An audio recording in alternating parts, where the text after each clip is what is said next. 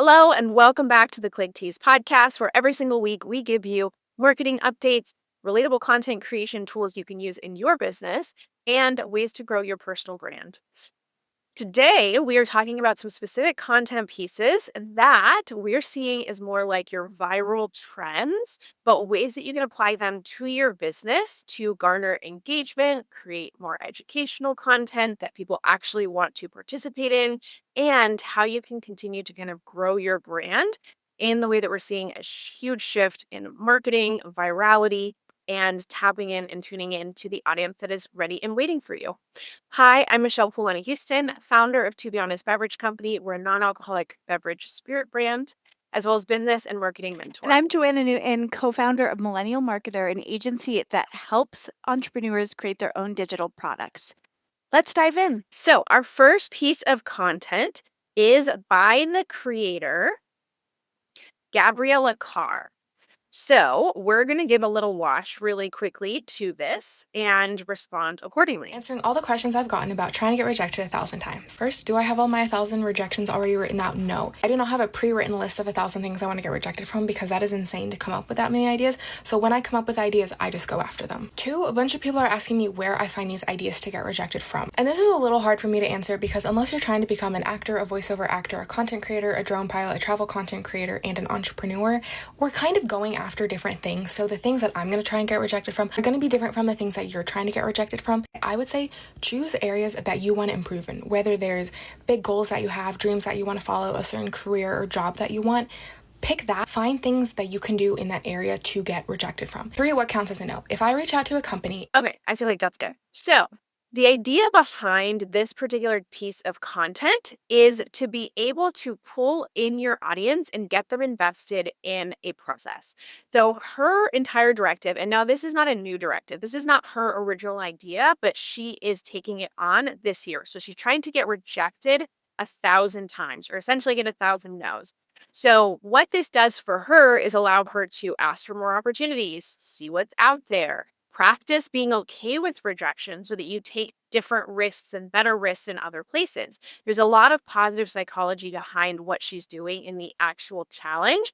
But what we're going to talk about is the look at how you can approach a challenge type of piece of content to engage people, get them to come along with you in your story and what it is that you're doing, and how you can either demonstrate your expertise or how you're dedicated to learning, evolving, and growing within your area of authority through this process. Challenges and ways to engage with your audience are really huge right now. And I think one of the things that it really helps do is get people to buy into your story. Right? They're like invested. They want to see how it goes for you. So instead of just, oh, here's a tip or here's how I got rejected, you're saying, like, come along with me while I do this thing. And I'm going to show up every day or every couple of days and give you an update, but you get to be a part of what I'm doing. And I think one of the reasons it works so well is people have such like short attention spans, partly because of short form content being a thing. And I think that this gets them invested in your long-term story in short bursts because you're saying I'm doing this thing, but you're just sharing little pieces of it at a time. So it lets you tell a long story in short bursts, in short clips, and gets people invested in what you're actually doing. So, a lot of examples of this particular type can be you're doing a challenge for a certain period of time, you have certain days. Day one of opening a coffee shop, day two of opening a coffee shop, or even do it in parts, right? Part one, part two, et cetera, et cetera, et cetera. There's some really great things about the technical side of this is that not only are you getting people invested in you and now they want to follow you and see what's coming beforehand, but they might also want to go back in time and rewatch your videos. So if they come in and they see a video that you've released as part 10, which is this example, her Gabriella, is part 10, they want to go back and see, okay, where did she start? Now I want to go see part 1, part 2, part 3. They go back and consume that content. So now you're getting them to spend more time with you, which is really the goal. If you're creating a single content piece in isolation, they might really enjoy that piece of content, but then they go back to another piece of content and maybe it's not related to the topic that you were actually talking about here, or it's a totally different take, or it just is maybe not what they're looking for. They're not going to continue to engage with all the rest of your pieces of content. The other thing that I really love about this is because we are in an age where our marketing is more transparent now than ever, or theoretically true. Like some of it is still really staged, but people want raw, they want honest, they want to see the building process. They don't just want the finished product anymore, right? It's not We're not in a world where it's like, "Hey, I'm at the top of the mountain. I've done all the things. These are all of my successes and my accolades, and you should follow me and pay attention to me because I've been this successful and I'm so perfect." We are in the age of messy, raw, unfiltered. Like people want that. And if people can, it's like you love the underdog. You know what I mean? When it comes to sports or the storyline, you love the underdog. And so when people can get to know you as you're building, as you're growing, as you're moving through that process, you're building more trust, you're building more connection, you're building more relatability. And that's the type of brand and personal side of things that people are just really wanting, that they're going to engage with, and it's going to help you in the long run monetize, be able to invest in, and be able to grow, build whatever it is that you're selling or wanting to sell in the Yeah. future. One of the things I'm doing right now, which is directly related to this content type, is that my husband has started releasing music on Spotify. So he's been creating music since he was, I don't know, 15, and is now almost 40 and is finally putting music out into the world. And it's really, really exciting. And we started working on his social media. And my idea for him for an easy, repeatable content type was to do day one of posting my music until I have 1,000 listeners on Spotify. So that's like his little hook thing. And we did that for a couple of days. It did well, did well, did well. And then one video didn't do so well. And so he asked ChatGPT what ChatGPT thought of this strategy instead of his wife. He shouldn't have done that. But so Mistake he number asked one. ChatGPT, and ChatGPT was like, "Well, that phrase is it kind of, like, elicits, like, not having confidence, like, you're, not fully, like, owning what you're doing, you're, like, questioning whether or not, like, people will listen to you and all of this." And I'm like, "Damn, this is, like, the opposite of what you wanna do. You wanna bring people along with your journey, like, make them part of your success." That might be true if you were already huge, but you're not. You have like 6 subscribers on YouTube.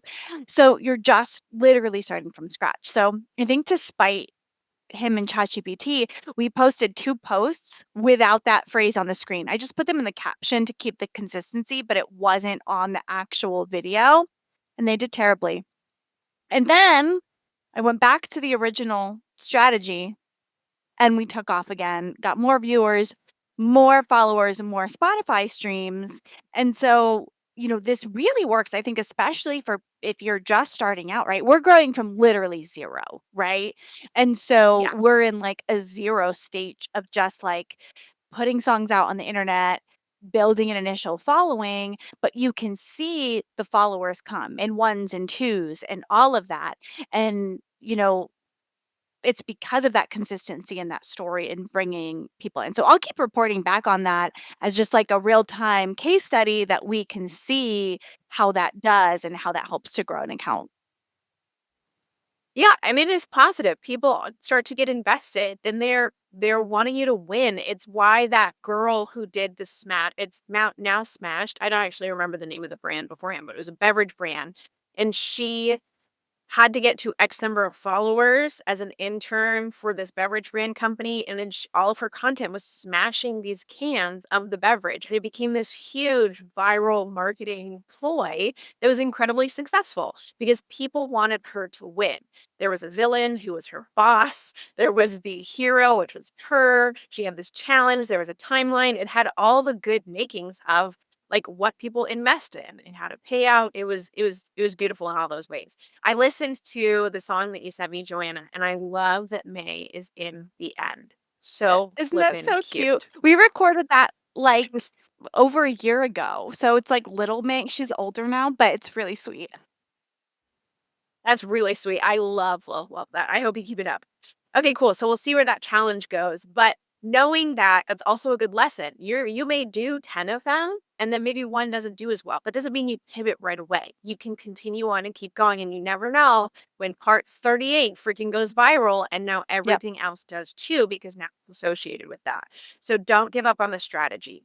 Okay, our next piece of content that we're going to watch is from the creator La la la.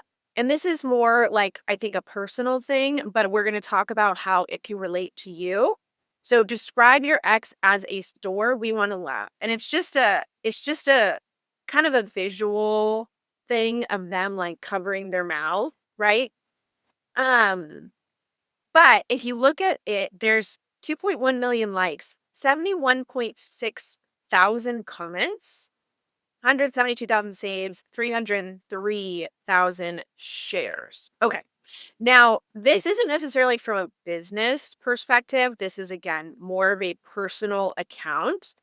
But this style of content is really popular right now. And I don't know if you've seen, but TikTok has a text feature that's become, I don't know if I missed that at some point or I'm just seeing it now, but just doing the text on screen, I'm seeing is more and more popular as well, with a question, a statement, something that people are paying attention to, or if people are choosing photo drops and putting text on screen, which is also very popular right now as far as carousels go. Instead of doing like Canva created carousels, it's more like a picture dump with just like text on screen that's created in. And these particular pieces are asking people to engage in something that they almost can't ignore. Is like, that's what I've seen, is that people want to talk. People want to share things. They want to be able to contribute in some way.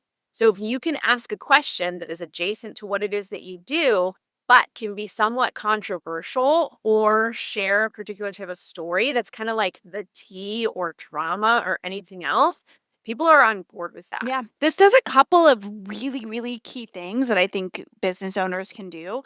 Um, One is it creates a conversation in the comments. So even for people who don't want to write something, they want to read and they want to see the drama and the thoughts and all of the things, right?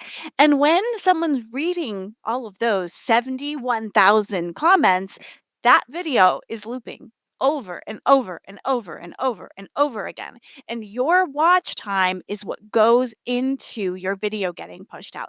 And I know we've talked about this before. People are like, "Oh, the algorithm hates me." Like, no, you're not making something someone wants to watch. If the watch time is there, you will see success with the algorithm. So, like, it's creating this thing that people want. It's also making your viewer the star of your content. And I think so many times, and I fall into this trap too myself, is like so many times I think I need to create something that makes people think I'm amazing. But, like, actually, I need to create something that makes people think they are amazing or thinks it will help them be amazing, right? So when you make your viewer, when you make your audience the star of the content, they wanna be a part of it and they wanna engage it. And then people are commenting on their comment of what they said and making them the center. So now this is just for personal reasons, but there's lots of ways you can use this in your business. Like, maybe you do health and fitness, right? If you're a health and fitness creator and you ask people to name the bad advice fitness creators gave you, great. Everybody has some horrible story of some stupid fad diet they did where they fainted because they were living off juice, right? Like, people have bad stories. So, and people want to talk bad about people. So, like, if you ask that and you get that, it gives you actually one, the engagement, right? The reach, the engagement. It also gives you way to respond with good advice, right? Oh my gosh, that's horrible. I can't believe someone said that. Now I'm going to Yeah. share my expertise with you in a way that's natural and organic. Yeah, it's creating conversations. Like you are creating conversations and you're just giving yourself, when you actually speak to your audience and your audience can respond to you, you're giving yourself all the fodder for all of the content creation that you're able to create from then on. Like it's a beautiful synergy of what social media is designed to do. Like you're not talking at someone, you're talking with them. And the more that you can do that, again, the more Yep. trust, the more authority, the more relatability, the more that people are going to be willing to invest and buy from you or follow you or share your content. Like, we think about purchasing and conversion as the ultimate goal, right? We want to make the sale, we want to bring on that client, we want to have that student.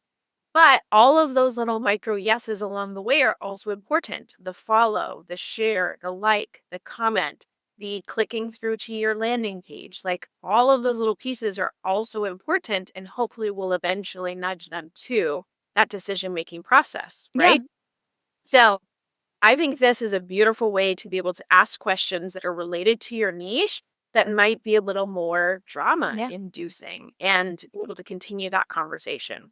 All right, next and last one we're going to take a look at is how I thought this was hilarious. I laughed out loud.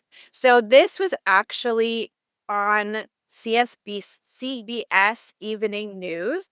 And let's just watch it. You'll watch a little bit of it real quick. View Oregon couldn't afford to clear snow from all the roads, but rather than make everyone pay higher taxes, community leaders found 12 local volunteers to pose for a, yes, nude calendar. It's called Outback Naked. Yours for a $25 donation to the town. Now, don't worry, as you can see, thanks to some artfully placed power tools and flower pots and the like, the mostly middle-aged and elderly models are still safe for your television. But the plan is working, by the way. They have raised more than $13,000 that would have been taxes, but instead, donations to the town. And they are pitching the idea to other towns as well. The presentation is called Why Granny Got Naked. For the money, of course. And that's another day in America. I can't believe they let me keep that line. Now, so much to break down here. The main thing that I want to share and communicate with you is that in-person opportunities are what we see being really successful as we move on. These guerrilla style showing up at people's businesses, taking to the streets, doing something in person, silly, goofy, whatever, and then capturing it and sharing it on social media again is kind of like what we talked in another episode. And if you're not hit subscribe to click Tease for these weekly updates, but in another episode we talked about the fact that like that third party content is really, really popular now while you're watching someone do something or talking in the third person about somebody else, even though it's in the context of your brand or your business. And this is an in-person thing that happened in a town. I think it's freaking hilarious because these are not great photos. These are not like your sexy fireman type calendar things. This is not something that is like super polished or anything. But people are doing it, like just having fun with it, making it a silly thing, enjoying the process, and having a directive for it. And then it gets picked up by the news, and now it's shared on social media, and now the reach is that much higher. And you take a $25 calendar, you've made over $13,000. It's amazing how much people want to support things like this. And I think this is one of the things that I get in my head about, especially about our physical product business, to be honest, is that I see I have that sense of like, oh, people don't care that much, or like this isn't that big of a deal, or like, oh, well, I don't really want to market in this way, or oh, I don't really want to be come off in this way. And I just like want to remind myself, and I want to remind you as you're listening, is that like this is a silly life that we lead. Like, do not take yourself too seriously. Yeah, there's a bunch of shit happening out there, but in your business, in your brand, in what you're doing, like you can show up with humor, with fun, with just silly, doesn't matter. Like, let yourself be embarrassed. You know what I mean? Let yourself put yourself out there. Know that you have a brand and a business and you're trying to make money with it. And it's okay to do that in unique, interesting, engaging ways. And if you have commitment to something, like these people clearly have a serious commitment to this thing, it doesn't matter what it is. And yeah, some people might look at it and be like, oh, that's stupid or that's dumb or oh, I can't believe that happened. And there are going to be trolls and there are going to be haters. But really, at the end of the day, like this is your life, this is your business, this is your brand, and you get to decide how you're showing up and let yourself enjoy what Yeah. that looks And like, to you those know? trolls or haters, did they raise $13,000 for charity in their community? Like, no. Like, if you're putting yourself out there in your content and you get 500 views a post and someone's like, "Oh, that girl's just, like, pushing her stuff all of the time." Well, they didn't get 500 views on their post or a new client or a new lead or a new person, like, it's just silly. And one thing I also love about this is they involved the community, which gives such natural exposure, right? Because there's 12 months, there's 12 naked people, and those 12 naked people are gonna be like, "Oh my gosh, you have to see me naked. Here's by the calendar." And then other people will be like, "Oh my gosh, I can't believe Fred is in that calendar. I have to get it. Like, that's crazy that Fred did that, the guy who bags my groceries," right? Like, it just it is that intrigue and that those ambassadors. And I realizing your audience is your star and not you, right? Because I think sometimes we're so afraid to collaborate or work with other people or involve other people because that makes them the star. But like then that makes them want to share and be a part of it and engage and like grow that reach. And what we know about algorithms is shares and saves and watch time and comments. Those things matter. So when you do something that increases that, you're going to get that reach. And the thing is like we see businesses close all the time. And it makes me sad to think that a lot of people operate their business and their brand in isolation. And they just think like, "Oh, well, I tried to create a good product and maybe I put an ad in the newspaper or maybe like I'm on Yelp, I'm on Google, I'm in these places. I've tried." But this isn't really unique and like it's for paying taxes, you guys. It's a town who came together to do this. They put out a somewhat nude, ridiculous calendar. The opportunities for what you're able to do in creative and unique ways is endless. Like you can really try so much. And if you want to have a thriving business, like put yourself out there. Do something fun, do something silly. Try 10 different things. Maybe 9 of them don't work, but one of them does. Yeah. You know? I think we just think like, okay, I'm a business owner. The way that I do that is I create this traditional content or I send out these emails and I do this type of newsletter and I show up to my chamber or I'm online in these spaces or whatever it is that you've been told to do for your business in order to market and to brand yourself. And we get stuck in those silos and we think like, okay, well, I'm checking all of the boxes. I've done all the things.